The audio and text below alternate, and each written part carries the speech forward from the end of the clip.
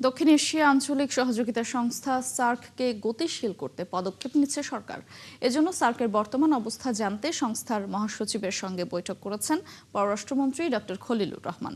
দুপুরে বৈঠক শেষে পররাষ্ট্র মন্ত্রণালয় থেকে বেরিয়ে সার্কের মহাসচিব এসব কথা জানান। সার্ককে গতিশীল করার পরিকল্পনা সাজাতেই এই বৈঠক বলে জানান তিনি। তবে ভারত পাকিস্তানের কারণে সার্ক গতিশীল করতে বাধা আসছে কিনা এমন প্রশ্নের জবাবে মহাসচিব জানান, নির্দিষ্ট কোনো দেশটি আলোচনা হয়নি। সংস্থার কার্যক্রম এগিয়ে নিতে বৈঠকে সার্ক সামিট নিয়েও আলোচনা হয়েছে। বর্তমানে সার্কের প্রোগ্রামিং কমিটির কার্যকর আছে বলেও জানান মহাসচিব।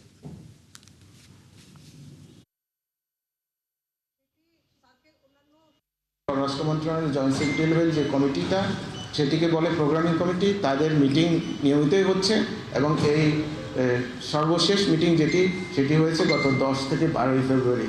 তো ফলশ্রুতিতে সার্কের যে কার্যক্রম চালু আছে এবং সেটাকে আরও কীভাবে গতিশীল করা যায় সেটি নিয়ে এখন বাংলাদেশ হয়তো ভাবছে এবং হয়তো বাংলাদেশ বিভিন্ন দেশের সাথে আলাপ করবে।